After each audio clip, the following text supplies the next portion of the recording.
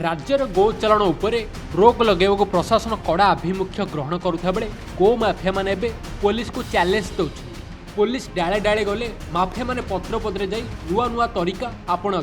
भद्रक जिला धामनगर में एक पेट्रोल टैंकर भितर बेआईन भाव गोरु चालाण होता बेले यह माड़ी बसी गोरक्षक।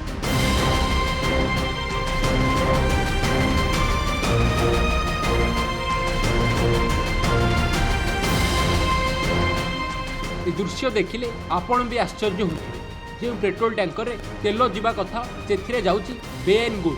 भुवनेश्वर पटू कलिकता अभिमुखे जाऊथुबा एही टैंकर को भद्रक जिला 16 नंबर जातीय राजपथर बारिक छक निकट में अटकाई गोरक्षक। टैंकर भितर गोटे कि दुईटी बर 35 अधिक गोरु बाहर पर घटनास्थल प्रबल उत्तेजना देखा उत्त्यक्त लोके टैंकर भितर गोरु गुड़ी उद्धार कर सूचना पाई धामनगर पुलिस घटनास्थल पहुंची गाड़ी को जबत करने सह तदंत आरंभ कर।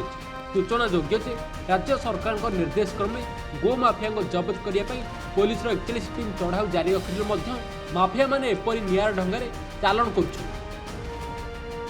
मो ना हृषिकेश खटुआ। आज ये कि गोमाता बोझे गाड़ी जो रही से जाऊले गोरक्षक भद्रक ताकू अटकेबार सफल होईची। प्रत्येक दिन राति रे बेआईन भाव में गोमाता गाड़ी राजरास्तार जाऊँगी। पुलिस प्रशासन कौन सी प्रकार भी सहयोग करूना। गोरक्षक माने जीवन को ये गाड़ी धरुछन। यदि आगामी दिन में पुलिस प्रशासन किसी न करे गोरक्षक भद्रक राजरास्ता को ओह्लैब। आज गोटे पेट्रोल गाड़ी जो भारत पेट्रोल गाड़ी रे 50 ऊर्ध्व गोमाता आज धरा पड़ी ताको पछ करके गोरक्षक भद्रकर भाई माने अवस्था पूरा संकटापन्न अच्छा। भर किसी भी गोमाता मरी भी जाइए। वर्तमान पुलिस पहुंचवा पर कौन पदक्षेप नहीं ना गाई की गोशाला नवाई भी कौन प्रकार व्यवस्था भी करना। बारंबार अभियोग करने सत्वे से निरवद्रष्टा रही। मो ना उमाकांत बेउरिया मुना घर बारिपुर स्थिति तो जहाँ शुणु मो कह कथा पल्यूसन करने टोल गेट रे पैसा ना बेलू से बेलू ऑटोमेटिक फाइन कर दौरान। ये सिस्टम कहीं स्कान करना गाड़ी भर कौन जाऊँगी जानापी कहीं करना से आज था ये गुरु कौन एत टोल गेट पास करके आसपार था कि कथा कौन चिंता कर खाली मिछटा खाली गोटे प्रहसन कौन ना आम धरलु ये कलु सी कलु ये गोटे चल आखड़ा गोरु ता भर 40 गोरु अच्छा 40 ରୁ 50 गोरु मरवे कि बचा ठीक ना गोड़ तो केत जन भांगी जाइए देहर से ड्राइवर चढ़े की मार था 2-3 जन कष्ट अटका सक्रिय कौन माफिया मैंने जानते सब किए कौटे जी जो एरिया चाकरी कर जाना केत जन चोर केत जन सत अच्छा खाली मिछटार खाली लोक खाली भुआ बुलाई कौन ना ये भल सी खराब जो पैसा पाइले खसिकी चलले या हूँ कथा।